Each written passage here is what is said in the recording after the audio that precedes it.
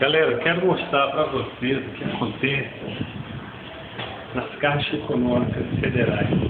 Nos bancos também hoje está tudo assim, só para vocês terem uma ideia da fila do que eles fazem com as pessoas. Só para vocês terem uma ideia.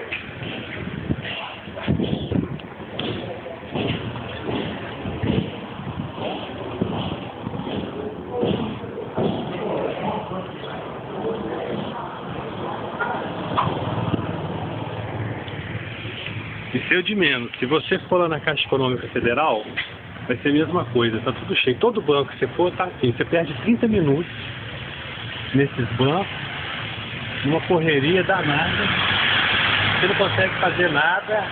O que é? Esse povo que está aí dentro é o povo que foi expulso dos bancos, eles nem pagam a conta aí, porque os bancos não interessa para eles, mas é o povo que mais paga imposto no Brasil. Então o que acontece? Acontece isso. O pessoal fica aí julgado na fila, 40, 50 minutos na fila, ninguém fala nada. E por que a televisão também não coloca isso aí na rede nacional? É porque a Caixa Econômica Federal banca os comerciais, ou seja, paga o salário da televisão. Então, de vez em quando, a televisão vem aí e mostra que tem essa fila, que tem esse povo todo aí dentro. E uma vez por ano o povo esquece, tem que ser todo dia tem que falar, todo dia tem que falar que esse povo está aí julgado 40, 50 minutos na fila. E eles que pagam o maior imposto do Brasil. Pra você ver o que acontece, ninguém coloca isso. Você vai no banco, também é uma coisa. Caixa Econômica Federal, tá tudo assim. 50, 60 minutos você perde na fila. Né? E alguém fala alguma coisa disso? Os políticos falam alguma coisa disso? O governo fala alguma coisa disso? Não, só fica na televisão. Mostrando aquelas coisas bobinhas dele lá, que tá tudo dando certo.